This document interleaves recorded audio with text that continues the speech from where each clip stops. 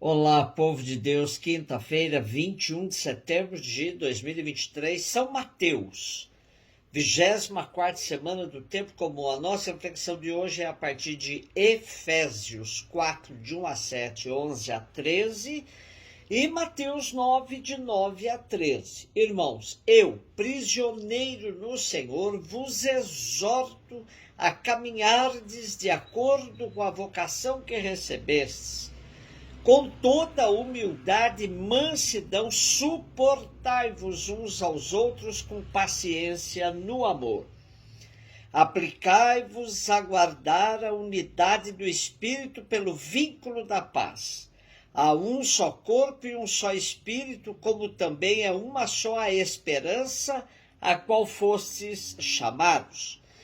Há um só Senhor, uma só fé, um só batismo, um só Deus e Pai de todos, que reina sobre todos, age por meio de todos e permanece em todos.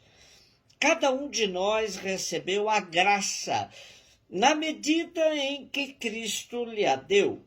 E foi ele quem instituiu alguns como apóstolos, outros como profetas, outros ainda como evangelistas, outros, enfim, como pastores e mestres. Assim ele capacitou os santos para o ministério, para edificar o corpo de Cristo, até que cheguemos todos juntos à unidade da fé e do conhecimento do Filho de Deus, ao estado do homem perfeito e à estatura de Cristo em sua plenitude. Esta carta, que uma maioria dos exegetas diz ter sido atribuída ao apóstolo Paulo, mas que na verdade foi escrita por um seu discípulo muito próximo, apresenta a metáfora da igreja como corpo cuja cabeça é Cristo.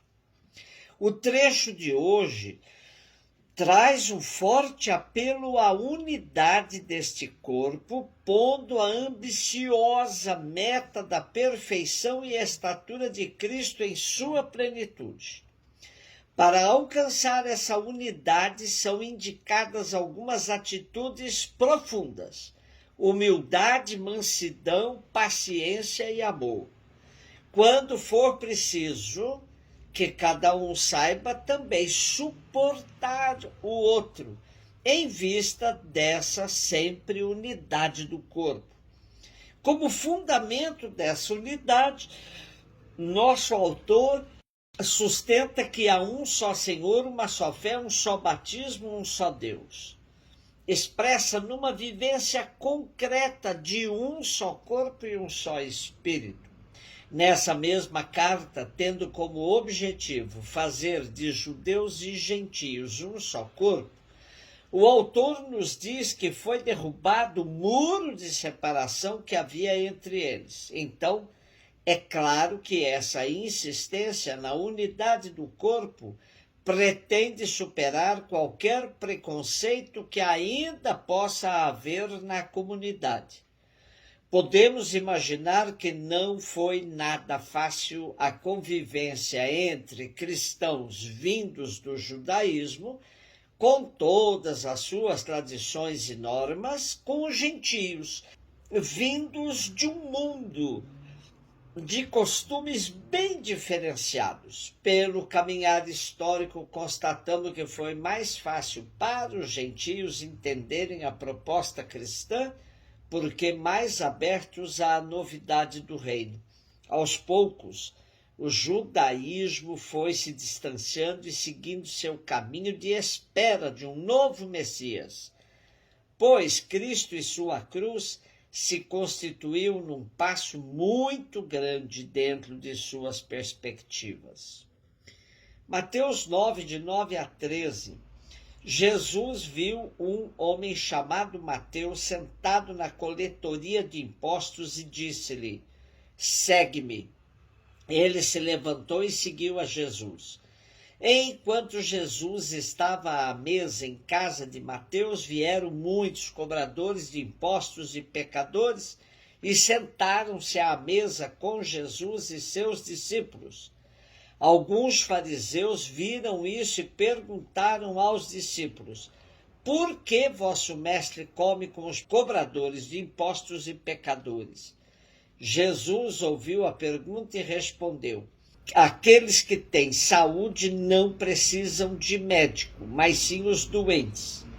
Aprendei, pois, o que significa quero misericórdia e não sacrifício. De fato, eu não vim para chamar os justos, mas os pecadores. Mateus ou Levi, conforme a lista dos 12 apresentada pelos evangelhos, é o mesmo cobrador de impostos chamado por Jesus para ser seu discípulo. Mateus deixa claro que era um pecador público, mas que foi perdoado e chamado por Jesus. A vocação de apóstolo não se baseia em méritos pessoais, mas unicamente na misericórdia do Senhor. O que se faz necessário para ser membro do grupo de Jesus é reconhecer-se como se é, nem mais e nem menos. Essa foi a disposição apresentada por Mateus. Quero misericórdia e não sacrifício, disse Jesus.